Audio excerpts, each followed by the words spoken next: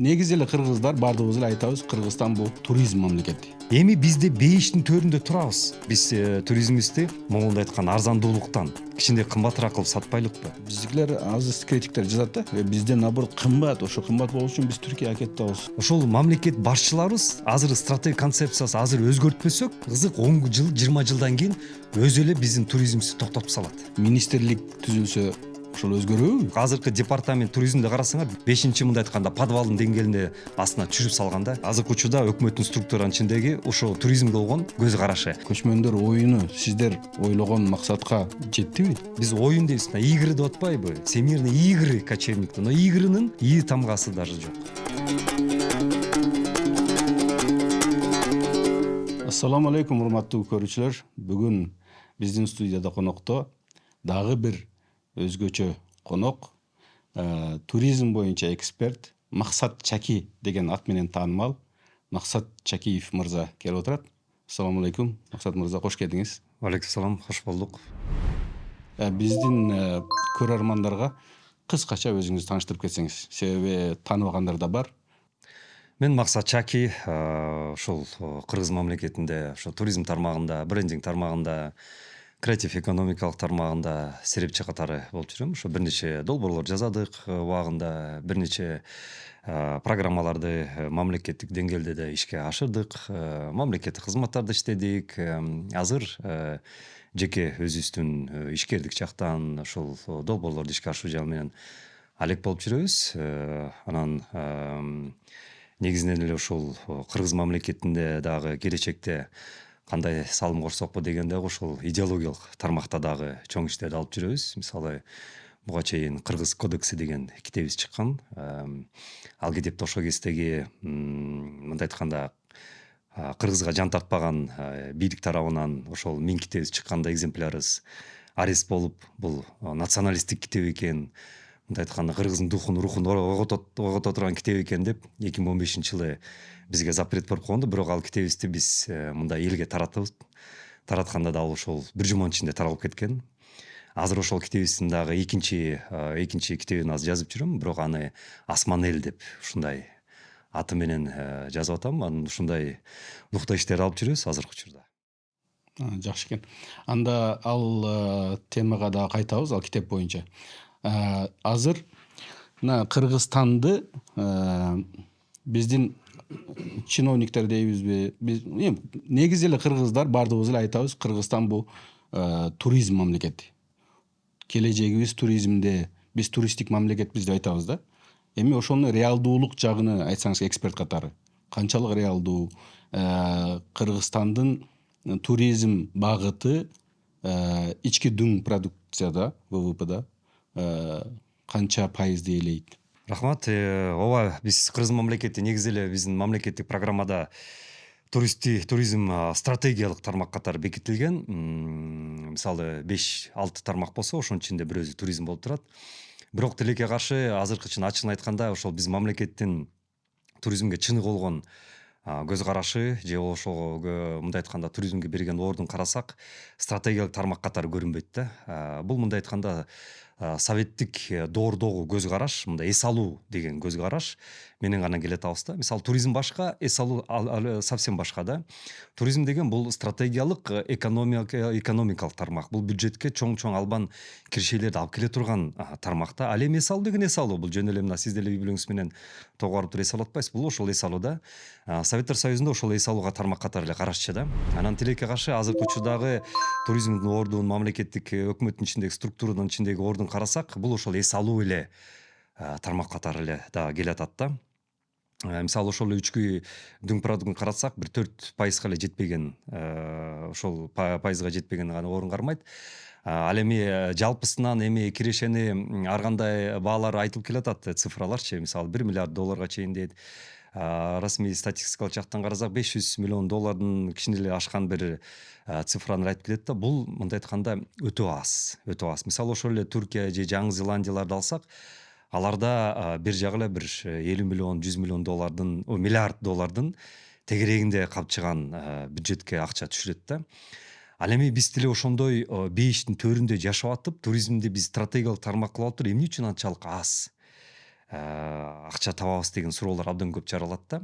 Мисалы бирден бир буга жоопту мен эмнени айтат элем. Мисалы ошол эле биздин туризм тармагын ордун эле карасак, мисалы айыл чарба менен жанагы коопсуздук тармагын ордун карасак, биздин өкмөттө абдан жогорку мындай айтканда орундар дээлейт да. Мисалы вице премьер деген статустарга чейин берилген да. Эми албетте алда тура.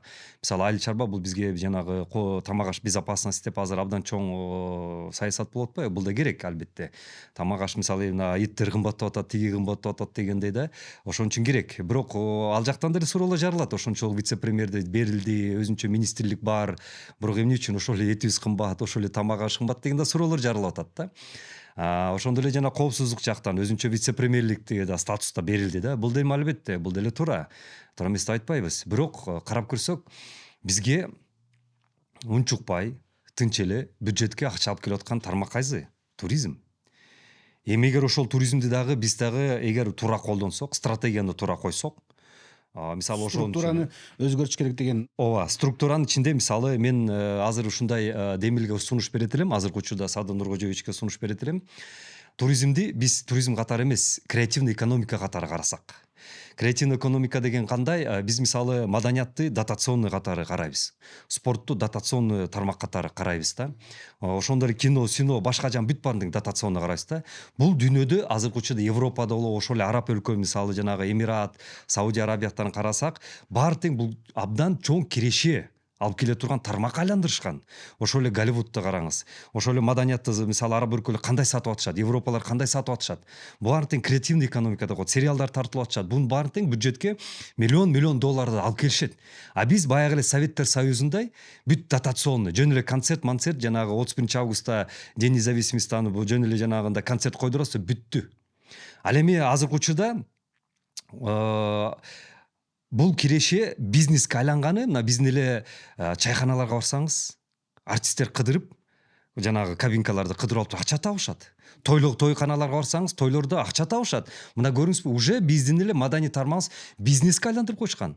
Абдан көп деген, мисалы мен жеке өзүм баам боюнча бир 50 миллион, 100 миллион доллардын тегерегинде уже мындай айтканда маданият чөйрөсүндө уже бизнес болуп атат. Бирок ошону эмнеге биз мамлекеттик деңгээлде өзүбүзгө киреше кыла албайбыз?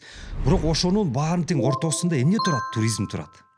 Туризм деген эмне? Бул абдан чоң өзүнүн тегерегинде жана күнгө окшогон планеталар айландыргандай эле ошол туризм жанагы Европада, мен жогору айткандай араб өлкөлөрүндө булар креативный экономика сыяктуу департамент болобу же министрликти ачып коюшкандагы бүт жана маданиятты, спорт деген кандай, жана биздин улактар, биздин жанагы салбурун, малбурун, ошонун баары тең шоуда. Туристтердин баары келип, коноктор келип, анын баары тең акча төлөшөт.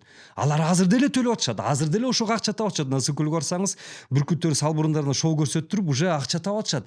Бирок бул мындай айтканда килтейген миллиард доллардык индустрияны биз кыргыз мамлекети колдоно албай жатабыз. Биз тескерисинче бюджеттен акча төлөп атабыз аларга, дотационный кылып туруп, ал баары жанагы САС сыяктуу болуп туруп, ошол жака сиңип кетип атат дагы, эч кандай пайда жок бизге. Ошондо биздин азыркы мезгилдеги туризм структурада кайсы орунду ээлеп атат? Сиз айтып аткан максатыңыз эмне? Мындайча айтканда, структурада орду кайсы жерде болуш? Азыркы мындай да, мамлекеттик программада, стратегияда бул стратегиялык тармак деп туруп көрсөтүлгөн дагы, бирок азыркы департамент туризмди карасаңар, бир министерство экономиканын бир болбогон эле отделдин деңгээлине коюп койгон. Азыркы директор департаменти туризма эч кандай мындай айтканда мүмкүнчүлүгү жок. Өзүнүн мындай саясий мындай айтканда влиянияси жок. Ооба, мисалы министерство экономика аркылуу бир инициативаны көтөрө алат. Бирок өзүнчө тармак катары мындай айтканда тетиги 3-4-чү бир жада калса 5-чи мындай айтканда подвалдын деңгээлине астына түшүрүп салганда, мынакей биздин азыркы учурда өкмөттүн структуранын ичиндеги ошо туризмге болгон көз карашы. Анан экинчи маселени да карасак болот. Биз туризмди качан эстейбиз? Өзгөчө биздин парламент, депутаттар качан эстейт? Өздөрү качан эс алгысуу келгенде гана эстейт да.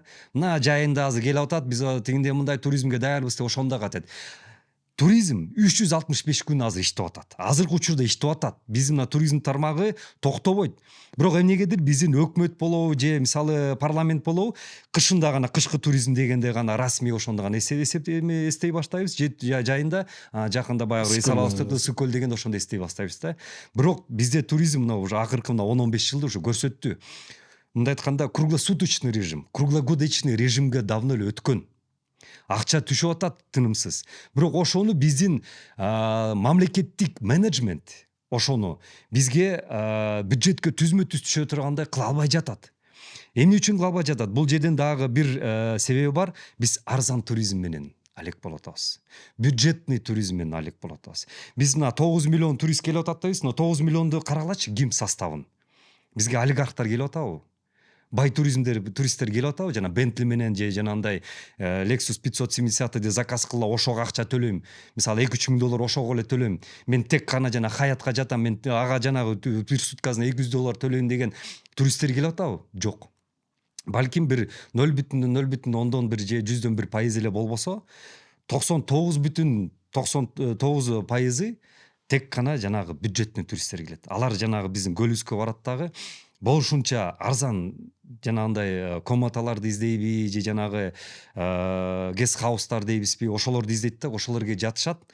Ооба бир 10-15 күн эс алышат. Ошол жерде жана кафелерден бир тамагыңызды эсептесеңиз курдактабыз 400-500 сом бир кишиге да. Эми ал деле көп акча эмес. Мейли 5 киши болсо да 2,5 миң сом төлөйт экен. Эми ошол $50 бир күнгө кетет. В итоге мындай карасак ал деле көп бизге акча түшпөйт. 9 миллионду тартабыз дейсиз дагы, бирок 9 миллиондун көпчүлүгү ошо бюджетный. Анан акыркы кезде мына биз деле анализ кылып атабыз. Көпчүлүгү бизге азыр Өзбекстандан келип баштады. Өзбекстанда туруп ооба, өзбек туугандарыбыз келгени жакшы, казак туугандарыбыз келет, өзбек орустар келет, мисалы көпчүлүгүчү. Алар келсин, алар келбесин деп айтпайбыз. Бирок мен ойлойм, азыркы учурда биз туризмибизди арзандыктан, моундай айтканда арзандуулуктан кичине кымбатыраак кылып сатпайлыкпы? Менин сунушум ошол да. Мисалы, мына азыркы учурда мына Иран окуялары болуп атат. Карасаңар, мына Дубай эмне болуп атат? Дубайдан биз көрдүк. Чөл, 50 градус ысыкта. Алар премиальный туризмге шарттар түзгөн да. Тек гана башынан эле стратегияны премиальный туризмге ставканы коюшкан. Ошол эле Катарды кара. Баарын карасаңар, чөлдүн арасында болуп алып туруп, башынан эле алар премиальный туризм кылган. Эми бизде бейиштин төрүндө турабыз. Мисалы ошол эле арабтар бизге могу бейишке кымбат акчага сатып алганга даяр. Болгонгон алар айтып атышат, бизге ошол премиальный условияларды бергиле деп атат. Премиальный деген кандай?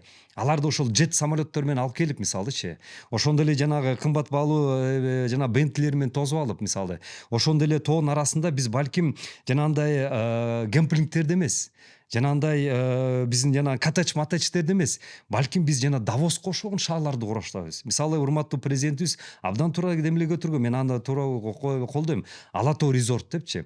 Ала Тоо резорт ошол Давостун бир прообразы, бир концепти да. Бирок биз Ала Тоо резортту бир гана жана горнолыжный базанын тегерегинде эмес, бир отелдин тегерегинде эмес 5 жылдызын. Биз ошол килдеген балким 10-15 гектар жерди алып туруп Давостун концептинде ошол жердеги бир мындай айтканда кластер экосистема кылышыбыз керек. Мисалы, бир жеринде мейли отелдердин бир аймагы болсун, бир скажем бир 300-400 гектарды ошол отелдерге бөлөлүк, мисалы. Адан кийин аркы жагында биз өзүнчө 400-500 гектарды жалаң торговый молдорго бөлөлүк, жанагы Дубай мол деген сыяктууларды кылчу. Анан нарчыраак бир кичинекей бир ущельеге биз балким ошол жалаң развлекательный комплекстер салалык, балким ночной клубтар болсун, жана дискотекалар болобу, ошол жерде эс ала турган бул нерселер болсун. Анан ал жерден бери жактан келе турганы балким спа, жанагындай сауналар болобу, спа резорттор болобу, жанагындай биздин термальный источниктерибиз бар. Ошондо бир кичинекей бир шаар чаңгылакта, ошондо бир 10-15 гектар жерде бул Давос сыяктуу чоң килтейген экосистема болот. То есть бул шаар эмес, шаар деген кандай? Бул сплошной жанагындай недвижимосттер курулуп кеткен. Мисалы, азыр Бишкектеги сыяктуу да, андай эмес.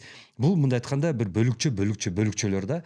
Анан ошол жерде полностью жапканда Давос сыяктуу кылыпчы, ал жерге бай турист келгенде ал биринчисинен коопсуздукту көрөт, экинчисинен премиальностьти көрөт, үчүнчүсүнөн ал көрөт, ал жерде ал бир ай же бир ай эмес, даже 2-3 ай жашай турган мындай айтканда системаны көрөт. Кандайча? Мисалы, бул торговый молдорго барып туруп, мисалы 4-5 мисалы биздин Азия молго окшогон, Дордо плазага окшогон, мисалы Бишкек паркка окшогон бир нече торговый эмелерди көрөт да, көргөндө значит ал жерден бери жагы эле 2-3 күн шопинг кыла турган ал түшүнөт да. Бул плазага кирсе, экинчи плазага кирип, семьясы менен ал жерден жанагы фудкортто кофейнялардан бир нече ошол жерде убактын өткөргөнгө болот. Анан нар жака чогулуп туруп өзүнчө жанагы мен айткандай ночной клубтар болобу, кофейнялар, жанагы ресторандар болобу, өзүнчө бир дискотекалар, ал жерден барып туруп эс ала турган көрөт да, анан Бентлисине отуруп алып туруп семьясы менен бери жака келип туруп жанагы спалар болобу, термальный источниктерден жанагы биздин могу Сүмбүлгө окшогон элитный, премиальный ошондой комплекстердин ичинде ал жактан бир 2-3 күн которуп ошентип отуруп, ал бери жагы 2-3 жума жашайт дагы. Анын эле бир эле жанагы средний чеги балким 2-3 миң доллар, балким 5-10 миң доллар болот дагы. Баш аягы бир үй бүлө бизге бери жагы бир 20-30 миң доллар калтырат. Ошондо бизге 100 миң турист эле калтырсак, эсептейбизби? 100 миң турист эле тартсак, канча деген биз бюджетке акча түшүрүп атабыз. Биз ошондо жана экосистемабыз менен эле биз драйвер экономикага, мындай айтканда, драйверный бир ядрону түзүп атабыз. Анткени ошол жерден тамак аш системасына канча деген закуптар болот. Ошондо эле жанагы развлечение боюнча канча деген закуптар болот. Жанагы биздин жана текстильный жанагы продажалар боюнча канча деген закуптар болот. Биз ошол эле экосистемабыз менен, шаарыбыз менен Кыргыз мамлекетинин экономикасын кандай жандандырып атабыз? Эми ошону биз мисалы мына Ала Тоо резорт ошондой концепт менен кылабыз. Анан ошондой эле түштүк жергесинде мына биз азыр Ошту жана Баткенди, Жалал Абадты карасаңыз, азыркы учурда 500 миң өзбек туугандар кирип атат. Жана Инстаграмда, ТикТокто карасаңыз, биз Швейцарияга келдик деп өздөрүнчө жанагы илип атышпайбы? Мына көрдүңүзбү? Спрос бар экен. Акча төлөгөнгө даяр экен. Эми биз ошого азыр мына карасаңыз, биздин түштүктү жергесиндеги жөнөкөй эле боз үйлөрдү коюп коет, болгондо да китайский боз үйлөр. Темир боз үйлөрдү ичине кирсеңиз уяласыз. Анын арендасы канча десеңиз 1000 сом. Эми ошол жерге биз ошондой экосистема шаарчаларды курбайлыкпы? Шаарча деген дагы айтып кетем, жана бизди Бишкектегидей эмес, Давостой жана Карловарадай, Монакодай системасындагыдай. Ошонун ичинде жана жолдорду коюп туруп, ошонун ичинде элементарный прокаттарчы, мына азыр Ош шаарында азыр сонун жанагындай С класстагы Мерседестерди, Гелендвагендер прокат кылып атат. Эми ошолорду ошол жерден прокат кылса, анан жана килтеген жана Кыргыз ата, Кара Шоро мисалы ушул элелер, Аланчине шушейлер, ошол прокаттар менен туристтер жана бай туристтер үй бүлөсүн отургузуп алат, жана шейхтер келет. Азыр жакынкы Ближний Востокто козголоңдо азыр дүйнө мындай өзгөрүп атат. Дубай коопсуздук жактан чоң маселелер жаратып атат. Демек, алар азыр эми башка локацияларды издейт. Ошол Дубайга эс алган Орто Азиянын ичинде байлар эми алар дагы башка локацияны издейт да. Албетте биринчи очередь алар жакынкы локацияны издейт. Жакынкы деген кандай, эми Орусияга барбай билбейм, ал жакта дагы өзүнчө маселе болуп атат. Ошон үчүн Орто Азиянын ичинде жана барабой Орто Азиянын ичинде Алтайды балким карашат, көз караш кылат. Анан кийин эле эң биринчи очередь Ала Тоо, Тянь-Шаньды карайт. Тажикстанды карабайт, анткени Тажикстандагы коопсуздук жактан чоң маселе. Бул бир, экинчисинен туризм аякта өнүккөн эмес, сервис да жок. Бир гана сервис туризм өнүккөн Кыргыз мамлекети. Өзбектер андай сунуш кыла албайт, өзбекте чөл. Ысык, бир гана жана Чаткалдын жанындагы жанагы Чырчыктын тегерегинде гана локациялар, бирок ал дагы абдан кичинекей, тар. Бирок ага кароо өзбектер дагы азыр өзбек туугандар ал жагында өнүктүрүп атышат. Бирок кандай премиальный өнүктүрүп атышат да туризмди. Эми бизде эми карасаңыз 96% тоо. 96% токойлор жана ушелелер. Жана капчыгалар, кооз жерлер. Биз эми кандай колдонуп атабыз? Өзүңүз кыдырсаңыз, ал жерде болбогон бойзүй соозүй жана андай катачтерди сайып салганбыз. Барып туруп сурасаңыз, эми условия да жок. Туура айтасыз, Максат мырза. Бирок ошону кантип өзгөртөбүз? Министрлик түзүлсө ошол өзгөрөбү? Эң биринчисинен мен бул жерден сунуш берет элем, бул биздин азыркы учурда президенттен, анан биздин кабинет төраганын башчысынан, урматтуу биздин премьер-министрден деп коелук. Ошол эконом гана азыр зависеть этет. Бул жерден политическая воля керек. Биз азыр туризмдин концептин көз карашты 180 градуска бурушубуз керек. Дүйнөдө туризм модели өзгөртүп атат. Мен жогору айткандай креативный экономиканын тармагына кетип атышат. Баарын бириктирип атышат. Азырчы бириктирип туруп, бир чоң бир кластер катары ошол жана маданият, спорт, мисалы искусство, туризмди баарын тең бириктирип туруп, ошол тармак менен кетип атат. Анан ошонун ичинде азыр бизге өзүнчө министерство креативный экономика ачышыбыз керек. Азыркы министерство экономики менен креативный экономика бул айырмасы асман менен жердей. Ошону түшүндүрүп берсеңиз. Традиционный экономиканын булардын подходу совсем башка. Булар жерде мисалы жанагы токен тармагы, мисалы текстиль, производство, айыл чарба мисалы да ошол тармактар кетет. Булардын түзүлүшү, тармагы, подходу совсем башка да. Бул жакта эгер биз креативный туризмди киргизсек, биз буксовать этип калабыз. Креативный экономика деген эмне? Булардын баары тең жана идеянын тегерегинде жаралган продуктулар да.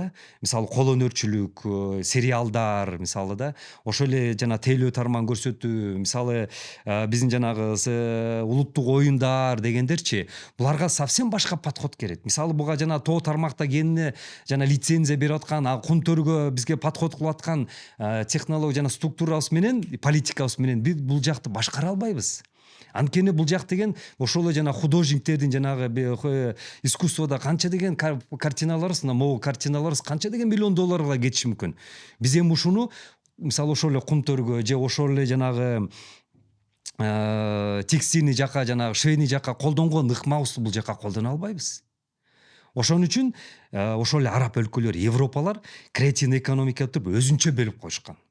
Анткени бул жактын шарттары, бул жактын лицензированиясы, сертификациясы, бул жактын жанагы принятие решения деп коет да, жана менеджменти, жана чечим кабыл совсем башка. Бул жерде ыкчам бат кабыл алынат. Бул жерде көз караштар батыраак маселелер чечилиш керек.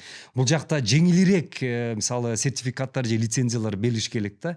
Бул жактын мисалы иштетүү тармагы мобилдүүлүгү абдан батыраак болуш керек да.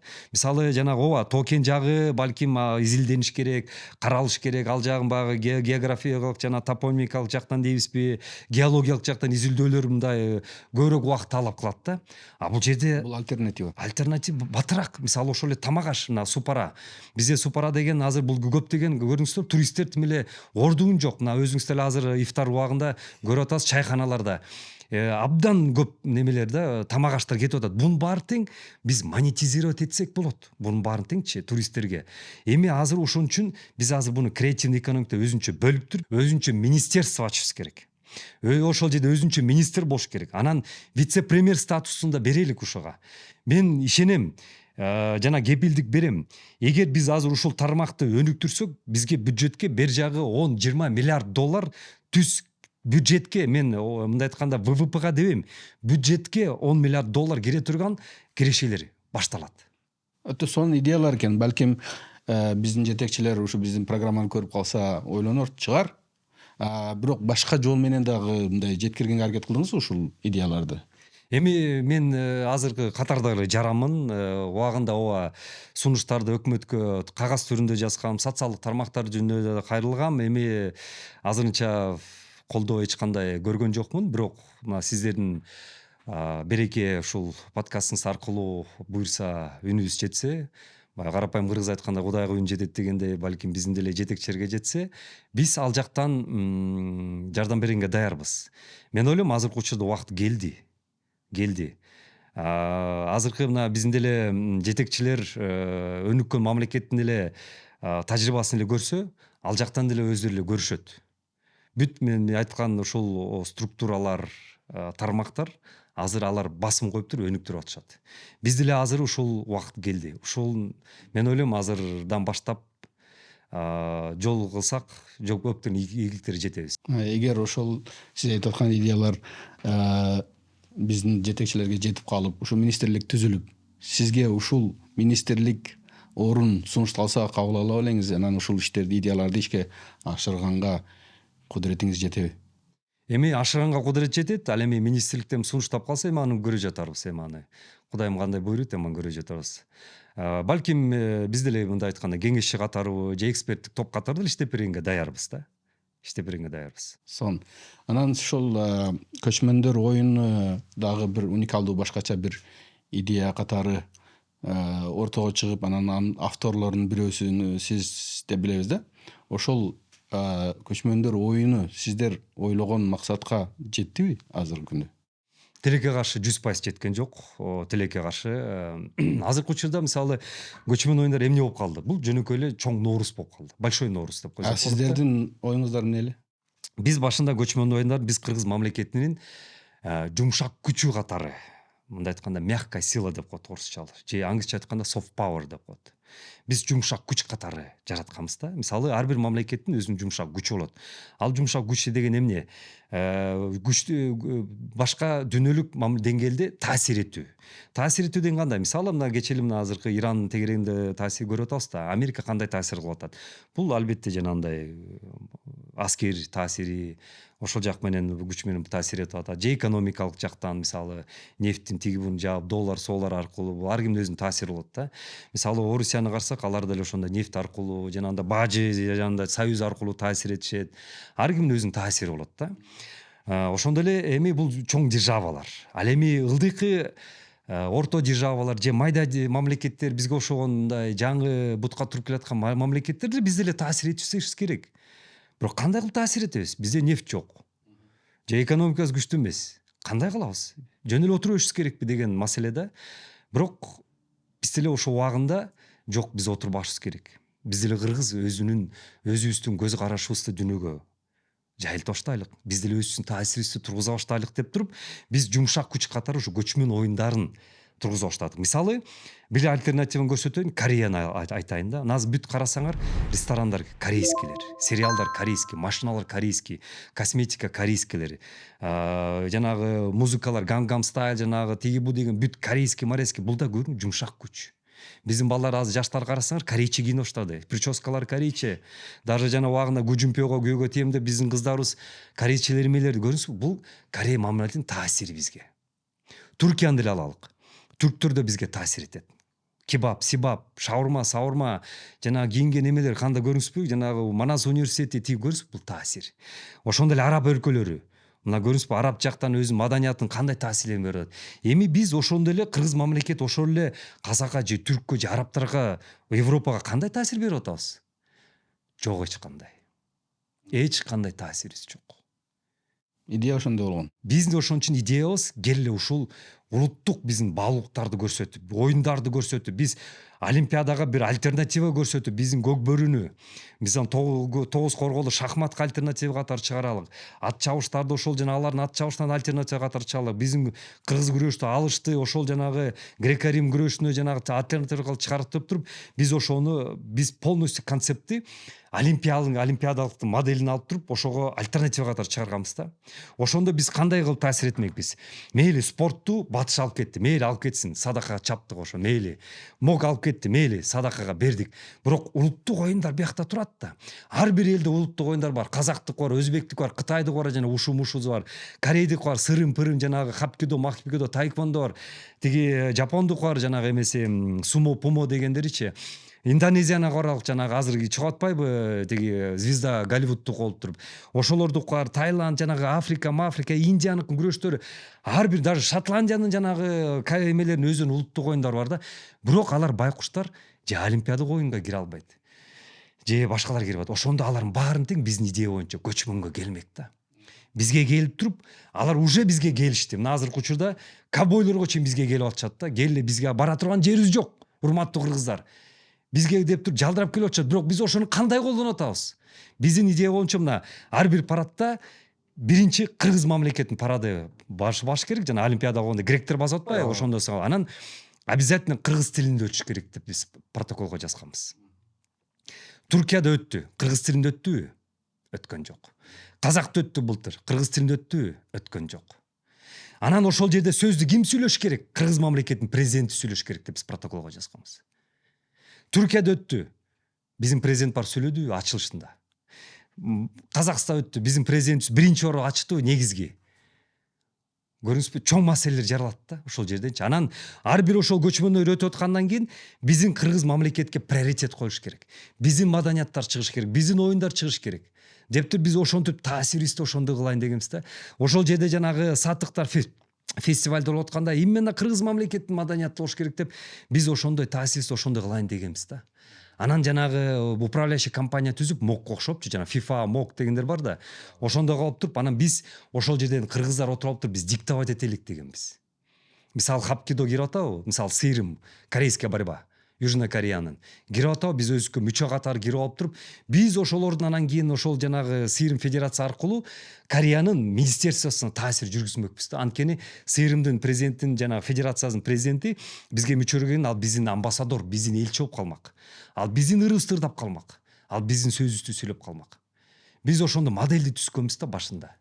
Бирок тилекке каршы мына бүгүнкү күндө 5 оюн өттү. 5-өөндө тең фестиваль болуп калды. Ноорус келет, чогулат, баары ойношот, тарашат, бүттү. Мына азыркы учурда мен сизге бир суроо берейин. Бир чемпионду айтыңызчы. Көк бөрү боюнча ошо же көкпар же сыйрым боюнча же жанагы мангала боюнча болуп атат. Бир чемпионду айтыңызчы. Айта албайсыз. Ал эми ошол мангала боюнча бир чемпион чыгарып туруп биздин идея ошондо болгондо, мисалы жана Криштиану Роналду чыгып атпайбы? Мисалы жок, Криштиану Роналду Макгрегорду айтайын. Макгрегорду тиги Дана Уайт UFC'де атайын жараткан. Эмне үчүн жараткан? Анткени Макгрегор реклама. Макгрегор ошол UFC'нин Манас Ниязов бар. Эми ал бизде кыргыз мамлекетинин ичинде эле, а Макгрегор дүйнөдүн тармактын ичинде болбодубу? Ал мындай айтканда анын посолу, амбассадору через Макгрегор Дана Уайт ошол мамлекеттерге таасир этти. Даже биз кыргыздар Макгрегор дегенде тим эле минтип аттык да. Көрдүңүзбү? Бизге даже таасир этип атты Дана Уайт. Көрдүңүзбү? Бизде ошондой оюбуз болгондо, мисалы, ошол эле жанагы мангала боюнча кирдиби? Мангала боюнча бир чемпионду жараталык. А мангала кайсыл эми мамлекеттер ойношот? Мисалы, Араб, Африка өлкөлөрү ойношот. Ошол жерден чемпион жаратып туруп, биз анан кийин ошол аркылуу биз аны өзүбүздүн элчибизди посол кыла албайлыкпы? Ал мамлекет, ал өз мамлекет курганда кимди мактайт? Кыргызды мактайт. Ак калпакты кийгизип коюп туруп ошол жактан ушуна сизге ошо подкаст бергенден азыр мен подкаст берип атпаймынбы? Ошол чемпион подкаст берип атканда биз контрактка жазып коймокпуз да, ак калпакпен кийип отуруп жазган депчи.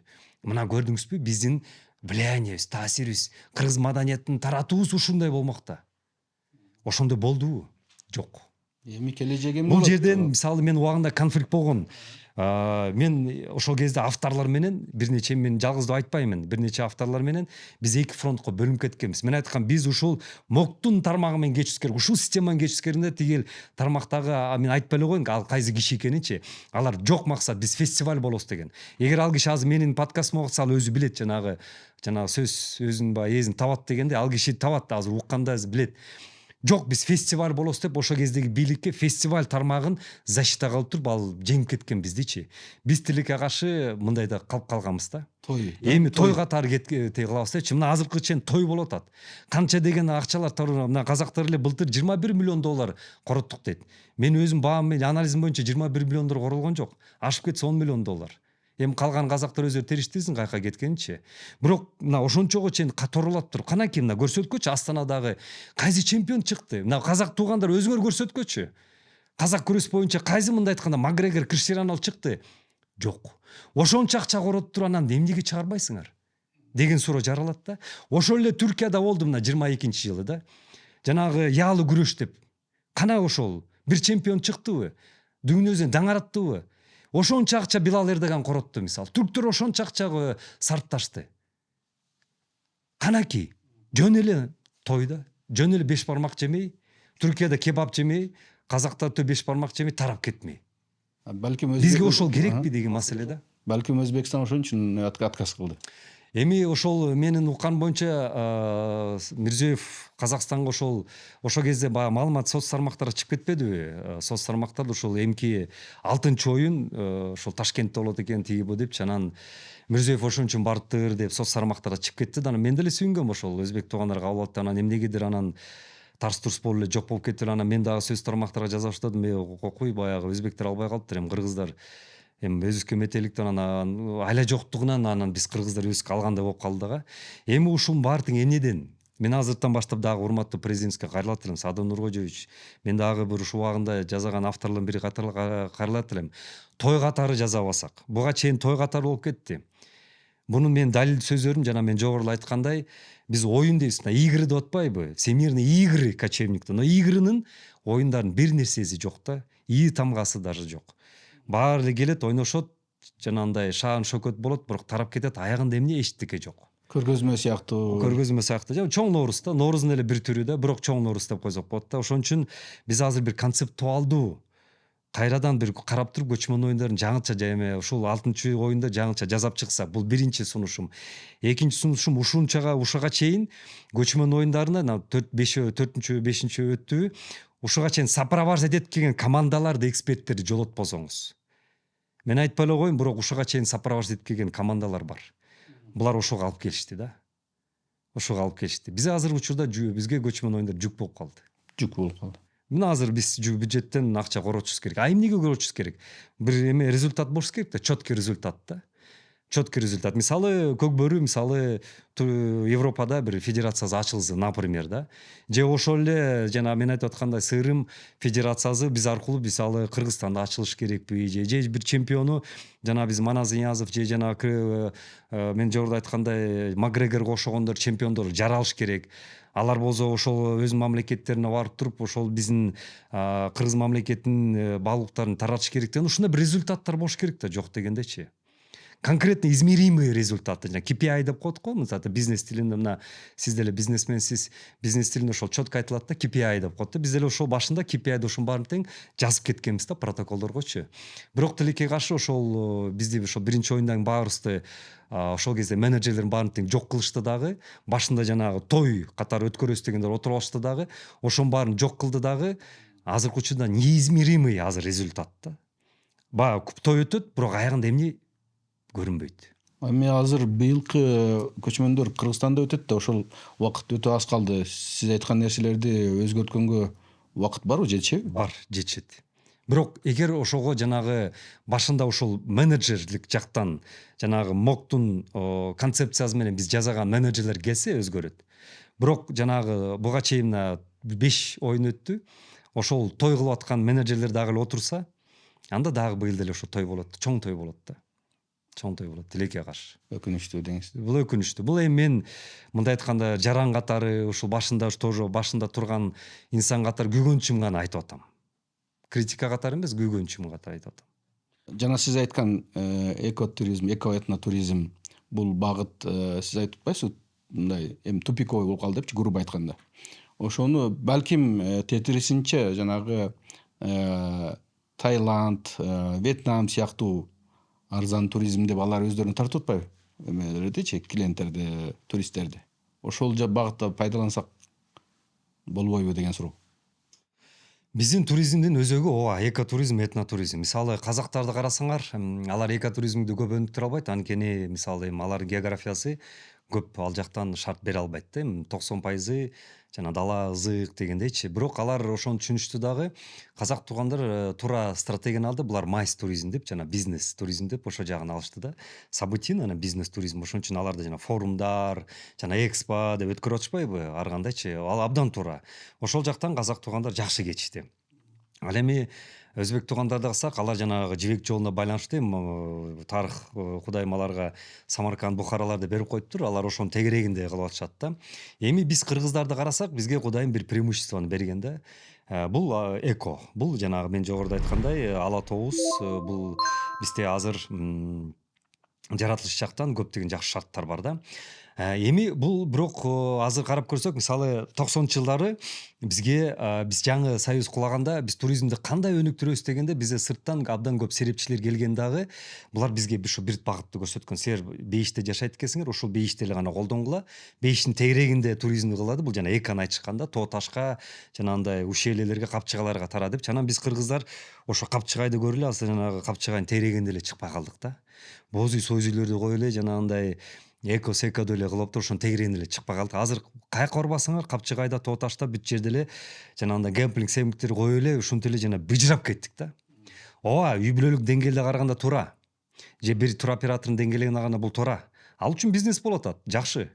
Үй бүлөсүн багып атат, машина алып атат, баласынын контрагын төлөп атат, мисалычы. ГИКтен мисалы ипотека алып туруп ошого акчасы жетип атат, сонун. Бирок мамлекеттин деңгээлинде карасак, келечегин карасак, ошол сонунбу? Жок. Мисалы сиз жана Таиландды айтып калдыңыз, мына ошо Вьетнамды эле айтайын. Азыр Вьетнамда жакшы тур болуп атат да, направление.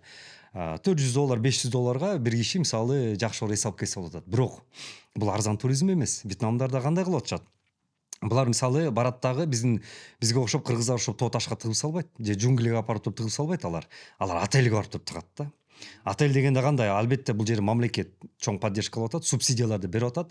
Алар ошол бир островторго же отельдерге апарат. Анан отельде ооба жана Анталиядай болуптур, Дубайда болуптур, жатасыз, эс аласыз, сонун бурос. Бирок Адан тышкары расходдор бар да. Ошол эле сувенир болобу, тияка барасызбы, бияка барасызбы, ошо расходдор акча төлөйсүз дагы жыйынтыгына карасаңыз, сиз $400-500 эмес, адан көбүрөөк төлөп каласыз. Бул биринчи тармакта биринчи мындай айтканда хитрость, экинчиси куулугу, Приманка экен да. приманка. Экинчиси булар ошол өздөрүнүн Анталияга же Дубайга болгон альтернативасын көрсөтүп атат бизге. Анталияга зачем, Дубайга зачем?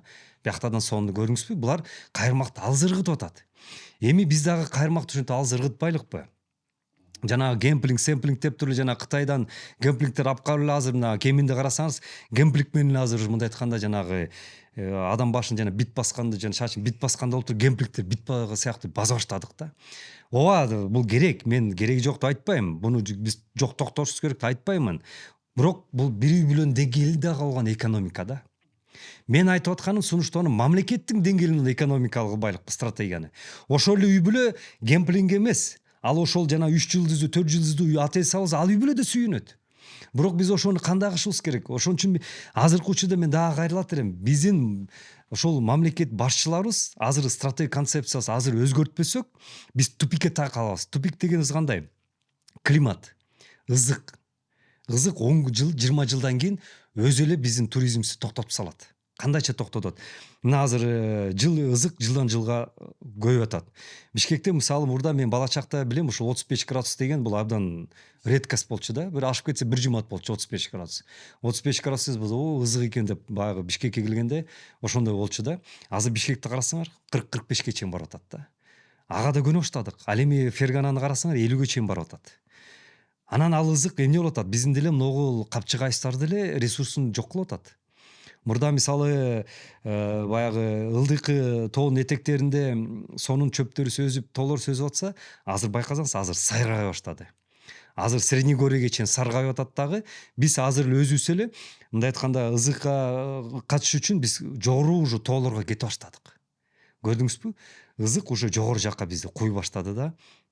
Ал эми высокогорье кеткен сайын ал жакта уже высокогорье давление, кислородной недостаточность башталат. Көрдүңүзбү? Биздин эле ресурсубуз ашып кетсе балким 20-30 эле жыл калды. Эми ошол 20-30 жылдагы биз колдонуп калбайлыкпы? Колдонгондо могу гемплингтер эмес, боз үйлөр менен эмес. Жана биз жогоруда айтканда полноценный экотуризмди биз премиальный экотуризмге өнүктүрбөйлүкпү? Мына азыр биздин өзбектер азыр 3 миллион өзбек келип баштады, туугандарчы. Алар Кыргызга эмне үчүн келип баштады? Бизди сүйгөн үчүн келген жок алар.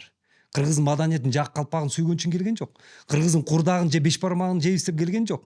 Алар ызыктан качып келип атат. Булар климатический туристтер. Бул мындай болгон эмес.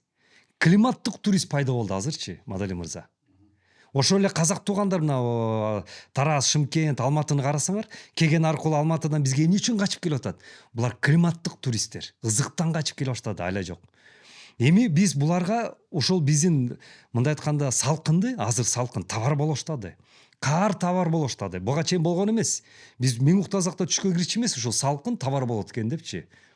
Салкын азыр товар боло баштады. Эми ошол салкынды биз сатпайлыкпы? Воздух сатабыз. Воздухту мына сата баштады, көрдүңүзбү? Салкынды сатпайлыкпы товар катары? Жанагы эми сууну товар деп уже түшүнүп калдык. Суу уже товар болуп калганчы, даже жада калса эксперттер айтып атпайбы, 5-10 жылда даже согуштар башталат депчи. Эми ал эксперттер Кудай сактасын, бирок эми серепчилер деле айтып баштады, ага деле даяр болушубуз керек. Бирок бүгүнкү күндөн баштап мына караңыз, даже биз өзүбүз Бишкектен качып калдык. Бишкектен качып мына азыр Чолпон ата мына жакында эле менин бир эксперттик бир айтишингтерден карасам, бир Таласка барып жашап калдык дейт. Мен өзүм мына Таластан болом. Эмне Таластан табып калдым? Эмнеге Таласка бардым деп мындай таң калдым да. Анан айтып атпайбы Максат байке, 10 жылда ооба дейт. Таласта невозможно, нече болду. Но азыр Таласта глобус пайда болуп калды, кофейнялар пайда болуп калды, Таласта интернет жакшы болуп калды, Таласта жакшы үйлөр пайда болуп калды. Анан салкын дейт Таласта дейт да. Чолпон аталар айтпай эле койгон, караколдор айтпай эле койгон. Анан ошодон кийин дагы мынакей кийинки идея. Биз кичи шаарларды өнүктүрсөк, Мадали мырза, бул да товар экен. Биз буга чейин Талас, Нарын, мисалы, Каракол Чолпонадан айтпай эле коеюн. Нарын, Таласты, мисалы, салкын жакта кайсы мисалы шаарларыбыз, кичи шаарларыбыз бар да. Ошолорубуз оказывается потенциал пайда болуштаптыр. Потенциал пайда болуштаптыр. Ошолорубузду өнүктүрсөк болот экен. Мына Нарында карасаңыз, кофейнялар пайда болду. Ал жерде сонун уже гестхаус, отелдер пайда болуп баштады. А жерге уже жанагындай глобус деген мейманканалар уже эмелер, торговый центрлер пайда болуп баштады. Демек, жаштар жана айтишниктер тиги булар толук кандуу ошол жерде жашай алышат экен. Жанагы тиги жанагы бала айткандай, ал ошол таласта барып эле жана заказды алып коюп эле ошол жерден жашап эле анан жанагындай презентация болгондо эле бир айда бир келип кетет экен, бүттү. Көрдүңүзбү, биздин кичи шаарларыбызда ресурс пайдалана баштады. Анан мисалы мына өзбек туугандарыбыз абдан туура туризм кылат. Булар бизди кыргыздарды мына Ташкентке каттап баштадык. Алар Тоо Ташка апарып, Ташкентке барып тыгып салат да. Ташкенттин айла жок такси заказ кыласың, айла жок кафенеде акча коротосуң, чайхана коротосуң, тигин коротосуң. Ошондо биз кыргыз Ташкентке бер жагы эле канчадан акча таштап атабыз. Ал эми биздин ошол өзбектер келгенде бүт самсызы өзүнүкүн алып келет, бензинкин куюп келет, спичкасын, тузун, пузун, жада калса күрүч-бүрүчүн өзүн алып келет дагы Ферганадан тоо барат дагы, жана казанга чейин өзүнүкүн алып келет дагы, жазайт дагы, жейт дагы, анан кайра чыгып кетип калат. Заодно биздин экологиябызды Бир бузуп тыйын кетет. төлөбөйт. Экологиясы бузуп кетет. Бир тыйын төлөбөйт. Эми жанагы завес гана бир 200-300 сом төлөсө бир тыйын төлөйт. Ал эми түштүк жерге канча 500 миң өзбек туугандарыбыз келип атат. Көрдүңүзбү? Биздин туризмибиз, экономикасы туура эмес болуп атат, Мадали мырза. Туура эмес. Биздики наоборот болуп атат. Ошон үчүн мен айтат элем, азыркы учурда биздин ушул жогору жакта менеджментти биз такыр башка карашыбыз керек. Дагы айтам, креативный экономика катары карасак, бер жагы бюджетке, ВВПга эмес, бюджетке 10-20 миллиард доллар алып келе турганда кириш алып келет. Ал эми ВВПны карасак эле жанагы 30 миллиард долларды биз эле балким таап коебуз, креативный экономика. Бирок Максат мырза, ошол эле мезгилде мамлекеттик бизнес долбоорлордун көбү неме мындай провальный болуп атат го, грубо айтканда. Мисалы үчүн ошол эле респойнттар азыр чаң басып жатат дегендей. Эми илгертен эле дүйнөлүк жактан эле мындай айтканда бир сөз айтылып келет. Государство худший менеджер депчи. Мен да ушуга толук эле кошулам. Биз азыр тилекке каршы баары терең мамлекет өзүнө алып атат эмнегедир. Мен билбейм, ал жактан эми жаман жакшы эчтеке айта албайм. Бирок эмнегедир бизде мамлекет баарын өзүнө алып атат да.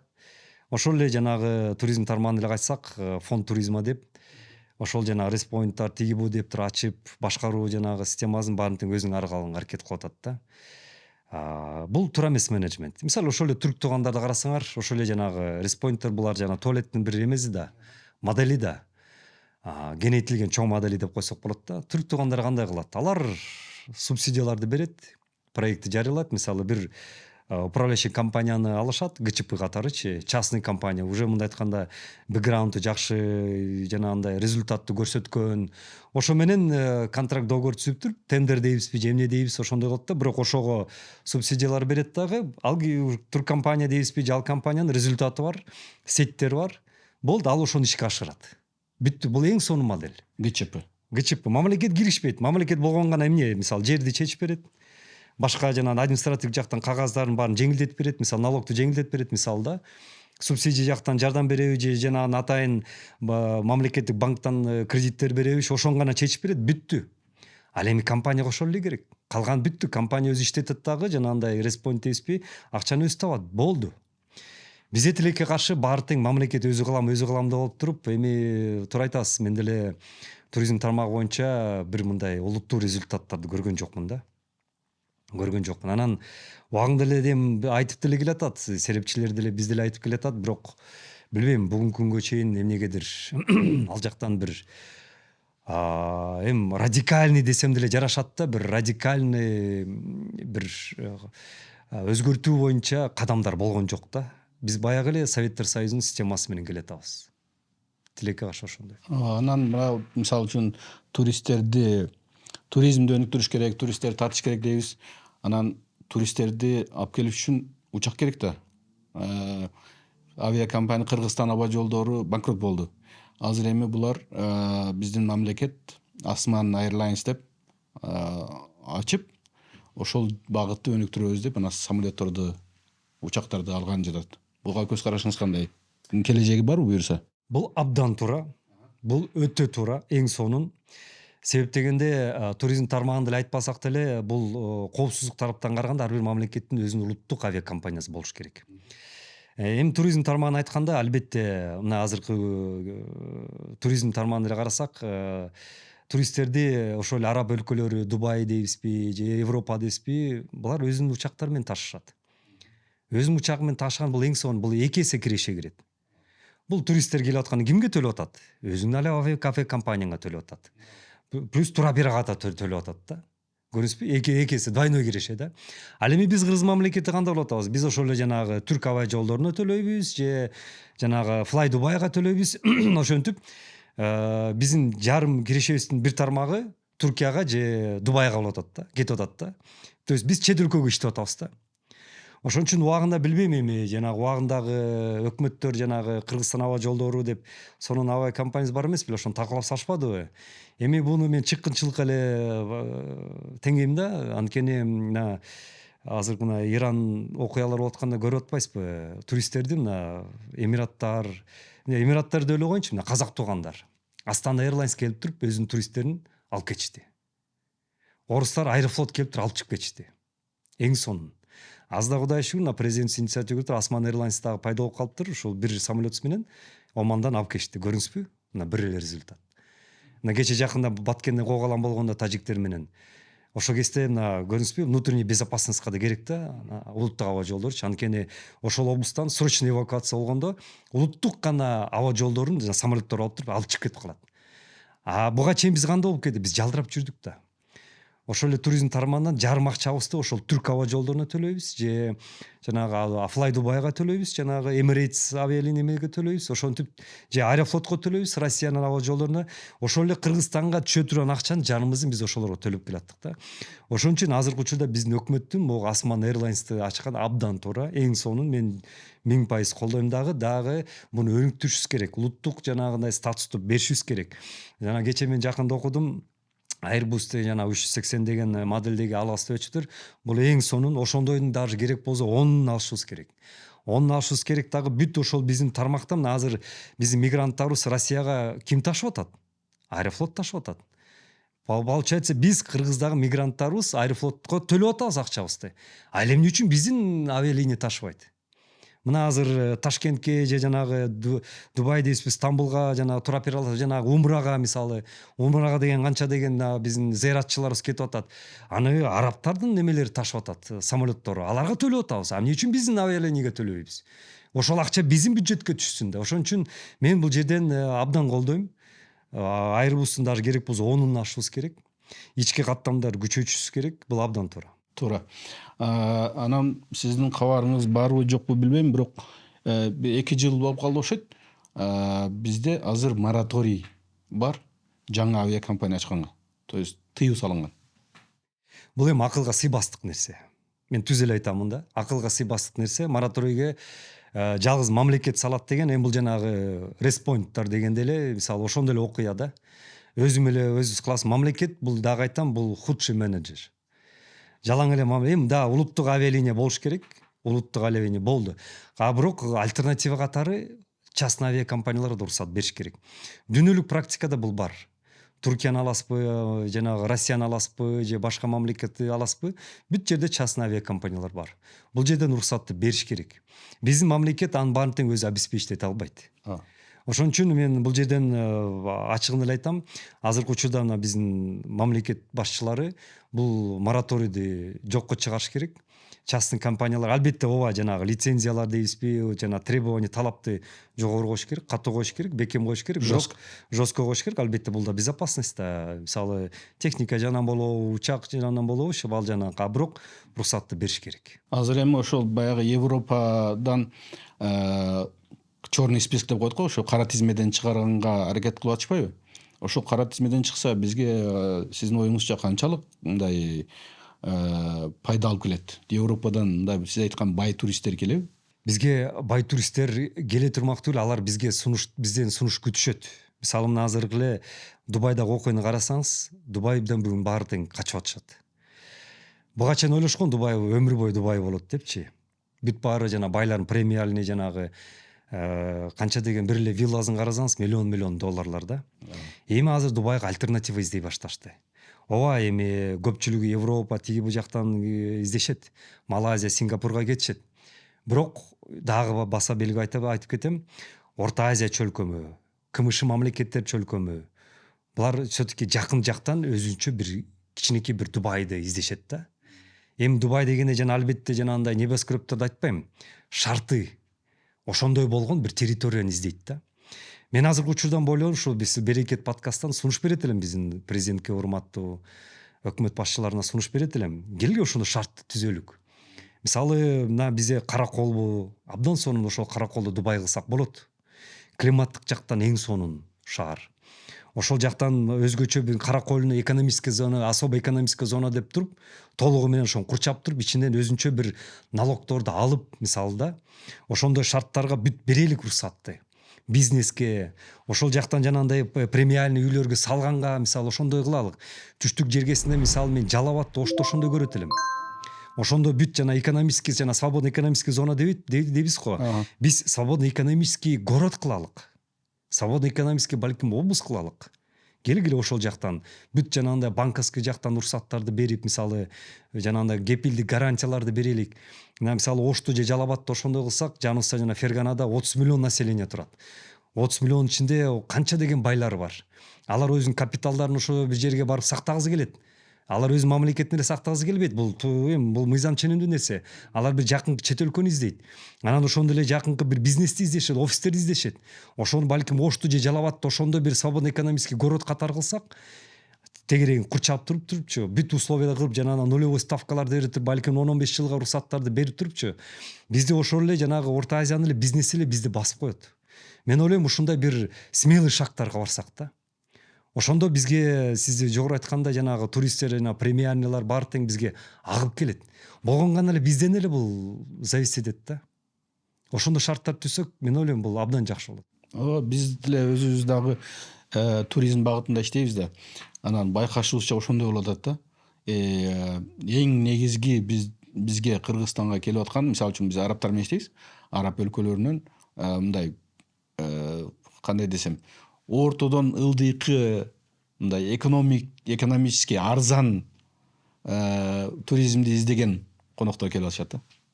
Ооба, эми бизге албетте биз жанагындай дүйнөлүк олигархтардын немесинде жанагы Дубайды толук баягы алмаштыра турган условия деп айта албайм. Андай түзө албайбыз. Ооба, келечекте кыла алабыз. Бирок премиальный туризм тармагын катары, мисалы Дубайды эле карасаңыз, жанагы Алфуджейра деп жана искусственный островдор жасап коюшпадыбы? Искусственный островко жанагындай виллаларды куруп, бир вилласы эле $5 миллион да. Эми карап көрсөңүз, суу, жанагы океан, анан жана вилла, бассейн бүттү. Эми ошону биз деле кыла алабыз да. Бизден адам да сонун болот. Аякта 50 градус ысык болотса, биздин көлдөгү ысыктарыбыз абдан сонун керемет. Мисалы ошол эле түштүк жергесинде карасак, абдан сонун локациялар бар. Биз деле ошондой кылып койсок, керемет биздечи. Бүт баары тең жанагындай токойлор менен, таза аба, мисалы тоолор менен бизге адан да экесе сонун эсе баягы болот. Мисалы жанагы бир эле пример айтайын, Карловары. Европадагы. Ал атайын ошол курортный город да. Айрге ортодон жогорку ошол условияда социальный слойдо адамдар барышат да. Биз ошондой кылып туруп эле направление алсакчы. Биз Кыргызстан мындай айтканда туристический Дубай деп коеюн, эми финансовый дебесем дагы туристический Дубайга айлана алабыз да. Толук айлана алабыз. Бул жерден мен дагы айтам, биздин өкмөттөн бир смелый шагтар керек да. Эгер мисалы бизге уруксат берсе, мен жогоруда айтканда структурада өкмөттүн ичинде кабыл алса, биз команда менен келип туруп ошонун баарын тургузуп бергенге даярбыз. Сон. Бирок азыр критиктер албетте бул суроолорду беришет, комментарийлерде да келишет, ушундай суроолор менен. Экологиябызды бузуп албайбызбы деген суроо келет да. Азыр бузган жокпузбу? 9 миллион киши келип тебелеп атат. Тебелегенде бесплатно тебелеп атат. Бузган жокпу? 9 миллион тебелеп атат бесплатно. А мен наоборот сунуштап атам. Ошол 9 миллиондон ар биринен $10 миллион жок деген алып калалык депчи. 9 миллионду $10 миллион көбөйтүп коюңузчу. 90 миллиард болот абы? Мисалы да эми. Биздин ВВПбыз 30 миллиардбы же 20 миллиард? Бирок ошол шарттарды түзгөнгө биздин мамлекетибизде мүмкүнчүлүк барбы? Мисалы үчүн, азыр Саудовская Аравия. Саудовская Аравия мурда туризмге такыр көңүл бурчу эмес. Аларда даже туристический виза деген жок болчу. Түшүнүк жок болчу. Жок, совсем жок болчу. Жабык мамлекет болчу да. Азыр эми ошол Дубайдын моделини алып, булар дагы туризмге өтө чоң көңүл буруп атышат. Анан алардын баягы 20-30 деген стратегиясы бар 2030 жылга карата. И мамлекет жагынан 800 миллиард реалдан ашык, то есть 200 миллиард доллардан ашык акча бөлүнгөн да. Бизде ошондой бир мамлекетте мүмкүнчүлүк барбы сиз айтып аткан нерселерде? Толук бар. Мисалы сиз туура айттыңыз, биз деле ошол Дубайдын моделин алалык. Эми жанагы финансы жагынан эмес, премиальный туризм жагынан моделин алсак, ошону эле биз Кыргызстанга адаптировать этсек, бизде толук мүмкүнчүлүктөр бар. Бизде айтам азыр фундамент түзүлдү, туризмдин фундаменти бизде Кудайга шүгүр. Ооба биз азыр жана бюджеттин туризм тиги болсок да биз билип калдык, сервисти биз үйрөнүп калдык. Ал жактан школабыз, туризм кадрларыбыз баары тең даяр дагы. Болгон гана биз мамлекеттик деңгээлдин ичинен биз албетте баягы жапырт эле биз Кыргыз мамлекетинин баарын тең облустарынан эмес, проектный катары туруп, бир пилотный катары кылып туруп, 2-1-2-3 локацияны алалык. Мисалы Ала Тоо резорттун тегерегинде кылалык, ошол Каракол жакты бул бир. Түштүк региондон бир жер локацияны алып туруп, ошону эле баштасакчы. Толук ишенем мен, биз Кыргыз мамлекети жакынкы 5 жылда эле биз туристический Дубай деп коеюн, ошондойго айлана баштайбыз. Биздикилер азыр критиктер жазат да, бизде наоборот кымбат, ошо кымбат болуш үчүн биз Түркияга кетип атабыз. Чем Скөлгө барып эс алганча, Түркияга барып, Анталияга барып эс алып келсем, учак билети менен кошо арзан чыгып атат, чем Скөлгө барып бир жума эс алгандан деп. Эми андып айткандарчы, бизде эми кымбат дегени менен эми карап көрсөңүз, ошол биздин пансионаттарыбыз канча пансионат ошончолук кымбат. Мисалы эми Карвен, Радуга деген сыяктуу пансионаттарыбыз бар да эми ошолор.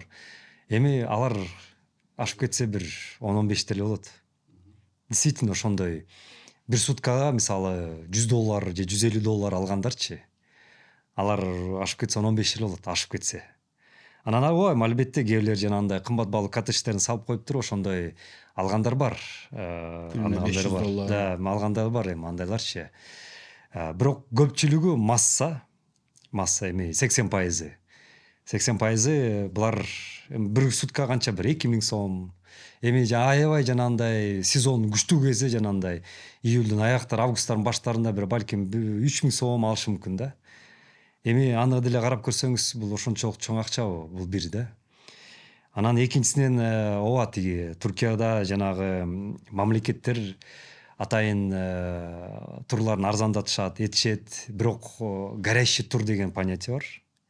Анан биздики көпчүлүк ошо горящий тур менен салыштырышат да. Бирок Түркиянын отелдери анчалык арзан эмес.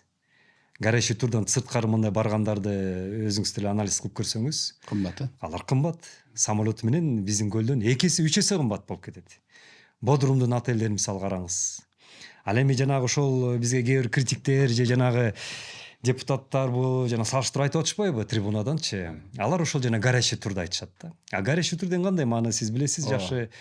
Жанагындай туруп калган номерлер же жанагындай же бирөө броң кылып алып коюп же өтпөй калган, күйүп кеткендерди алар ооба горящий турга алат дагы баасын арзандатат же жана туроператорлор взаимозачет менен иштегендер, взаимозачет менен да убагында балким бир туроператор бир отелге жакшы туристтер поставлять этип берген үчүн ошол отель туроператорго жайында скидка менен мисалы берет да, анан туроператор ошону арзан кылып туруп берет. То есть ушул жерде ушундай куулуктар, хитросттер эми бул туура эле нерселер көп да.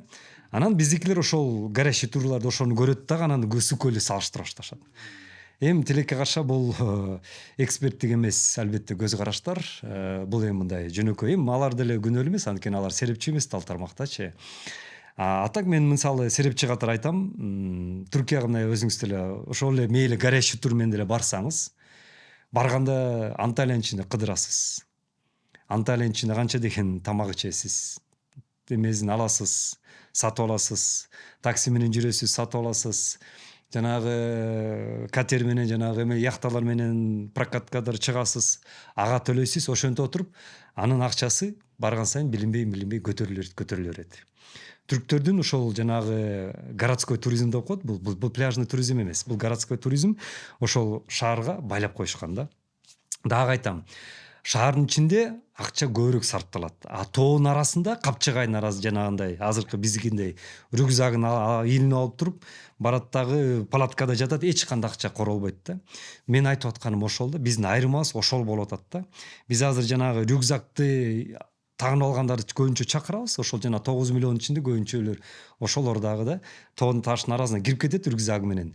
Эч кандай тоодо эмне баягы акча сарпталбайт да, алар кеп болсо жана автостоп менен машиналар тозуп алып туруп даже бесплатно ошентип перемещаться этет да. Ал эми Түркиядагы ошол шаарлардын ичине бизди киргизип коет дагы, ошол Анталиянын побережьесинде баш үчүн эле билинбей канча ден акча курулуп кетет.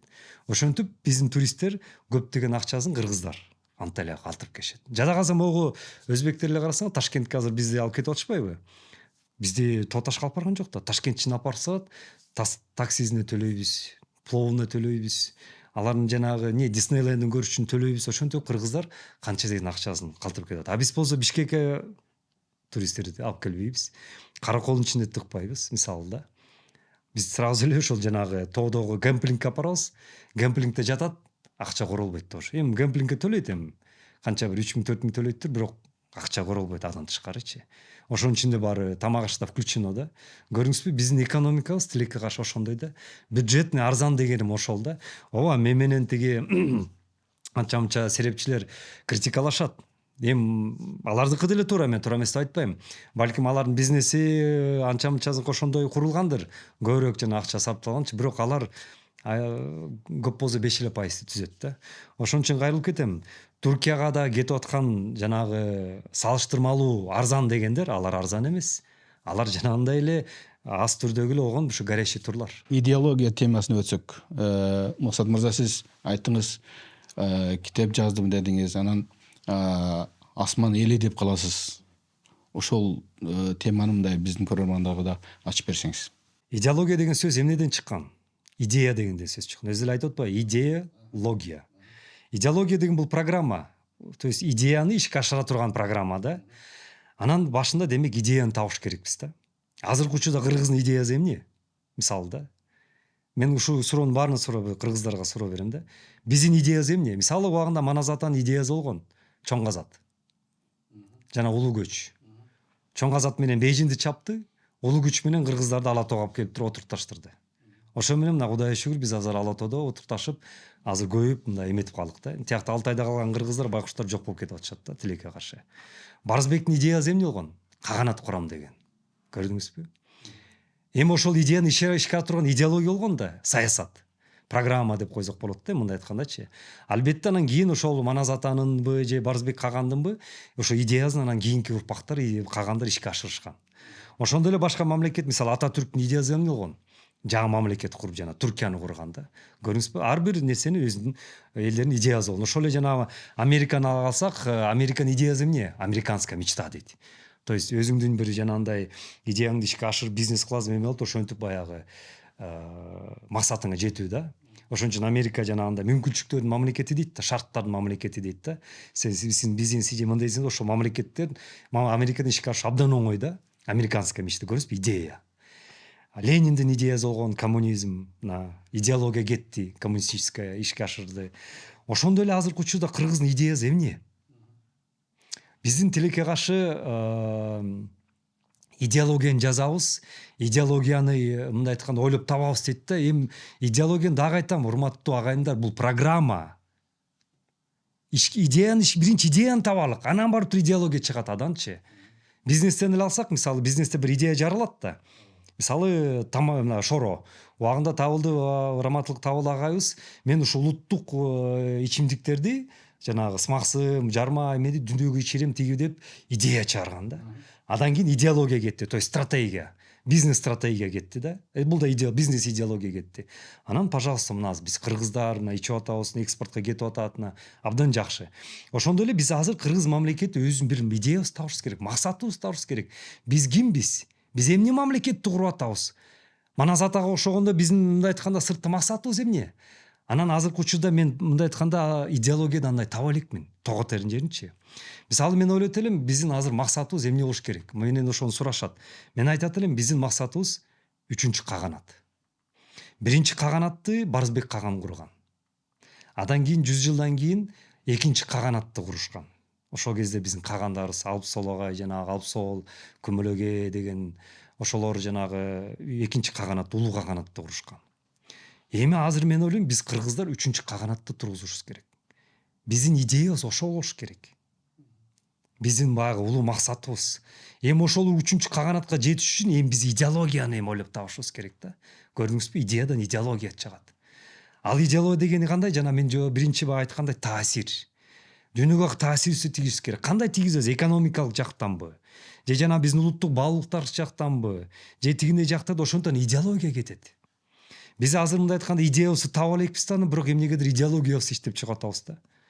Мен ошон үчүн баягы буга чейинки бир топтор менен сүйлөшүп атканда айткам, агайындар биринчи идеологияны таппайлыкпы, анан идеология ошондон чыгат десем, жок, алар идеология деп туруп эмнегедир табыштырды, бирок ада мен идеяны тапкан жокмун да.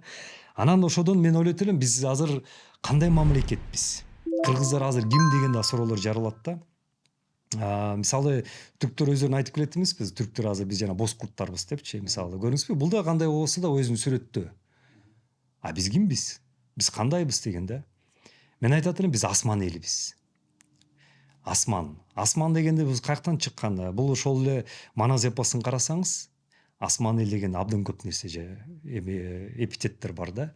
Ошол эле жанагы улуу кыргыз каганатын биздин айтат божественный эл деп, баягы биздин жана таштарда жазылып кеткен теңир эл депчи, то есть асман эл деп. Ошол эле жанагы Кытай, араб источниктеринде бизде асман элдер, асман жоокерлери, анан асман мамлекетине бардык, асман мамлекеттен асман аттарын көрдүк деп ошондой немелер көп жазылган да.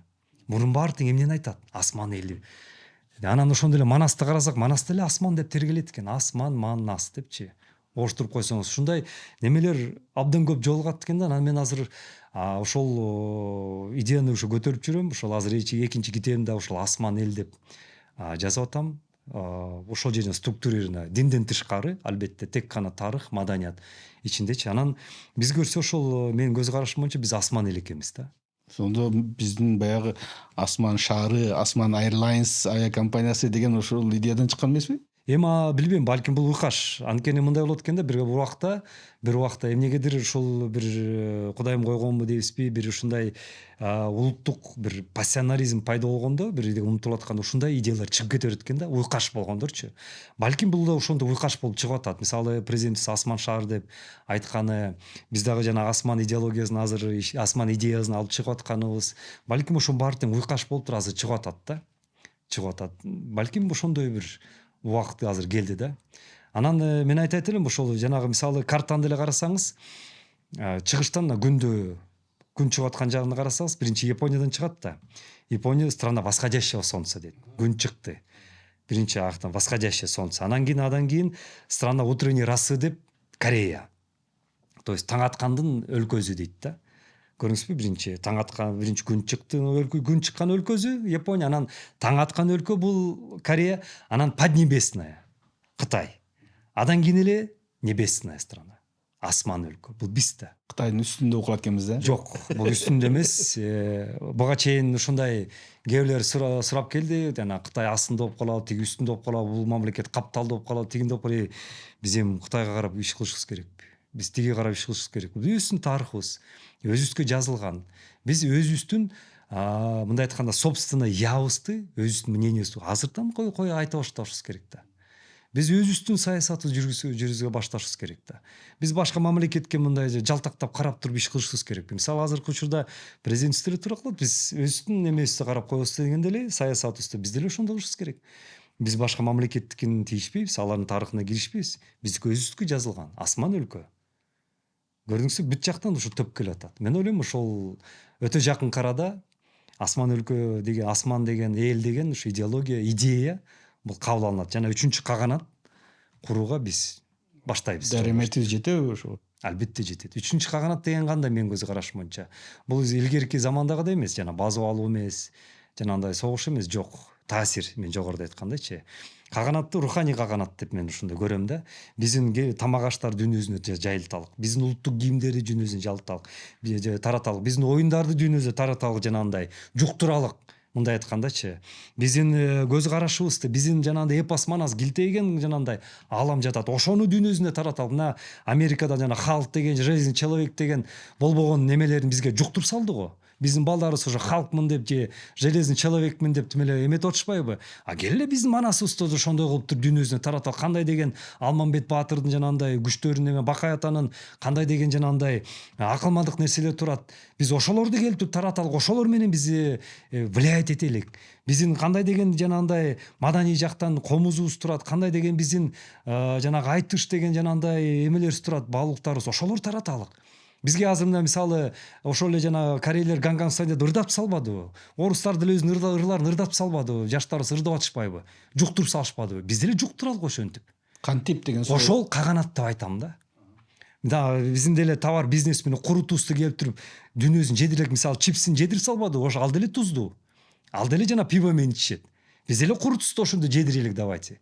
Биздин деле жанагы немистер, германдар пивону биздин курут менен жешсин. Кыргызский когурт депчи, например, да.